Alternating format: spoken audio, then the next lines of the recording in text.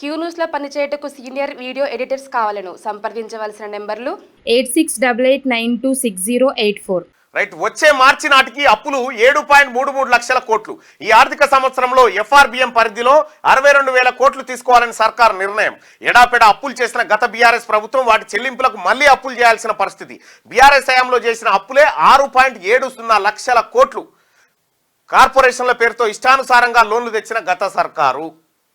రాష్ట్ర అప్పులు ఈ ఆర్థిక సంవత్సరం ముగిసే నాటికి 7.33 లక్షల కోట్లకు చేరనున్నాయి. ఇందులో గత బీఆర్ఎస్ ప్రభుత్వం చేసిన అప్పులే 6.70 లక్షల కోట్లు ఉన్నాయి. ఈ ఆర్థిక సంవత్సరంలో 62,000 కోట్ల మేర అప్పులు తీసుకోవాలని రాష్ట్ర ప్రభుత్వం బడ్జెట్లో ప్రతిపాదించింది. ఈ మొత్తం కూడా ఎఫ్ఆర్బిఎం పరిధిలోనే తీసుకోవాలని నిర్ణయించింది. దీంతో ఎఫ్ఆర్బిఎం పరిధిలో ఉన్న అప్పుల మొత్తం 4.50 లక్షల కోట్లకు చేరనుంది. ఇది జిఎస్డిపిలో 27.4%.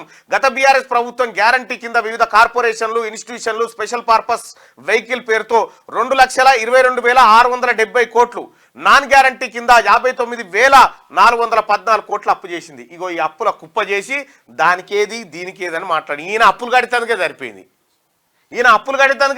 సార్ది. మళ్ళొచ్చి ఏమంటాడు, మళ్ళొచ్చి సంసారం ముచ్చటి చెప్తా ఉన్నాడు సారు. క్యూ న్యూస్లో పనిచేయటకు సీనియర్ వీడియో ఎడిటర్స్ కావాలను సంప్రదించవలసిన నెంబర్లు 8688926084.